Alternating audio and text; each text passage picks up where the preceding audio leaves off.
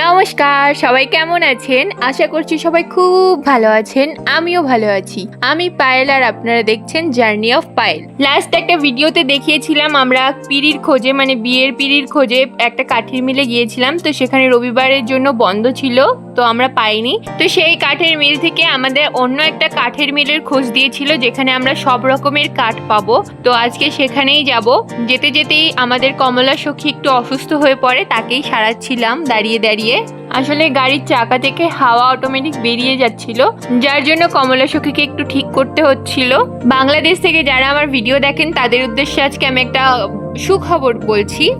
আমি কিন্তু আপনাদের অনেকটাই কাছে থাকি বলতে গেলে। এই যে আমাদের বাংলাদেশ আর ইন্ডিয়ার বর্ডার, এই বর্ডারের ওপারে কিন্তু একটা নদী আছে আর তার ওপারে আছে বাংলাদেশ।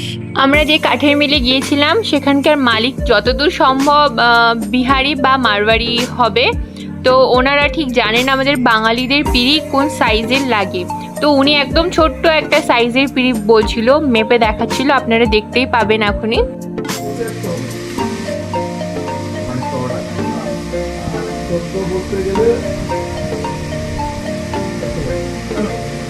তো এত ছোট একটা পিঁড়ির সাইজ দেখাচ্ছিল, যেটা আমাদের পছন্দ হয়নি। একটু বেশি বড় একটু বললাম, তো বলছে এত বড় তো লাগার কথা না। তো আমাদের কিন্তু হাইট অনেক বড়, আমরা কিন্তু অনেক লম্বা, ও লম্বা আমিও লম্বা, দুজনই আমরা লম্বা। তো আমাদের পিঁড়িটা নর্মালের থেকে একটু বেশি বড় লাগবে, কিন্তু উনি একদমই ছোট দেখাচ্ছিল।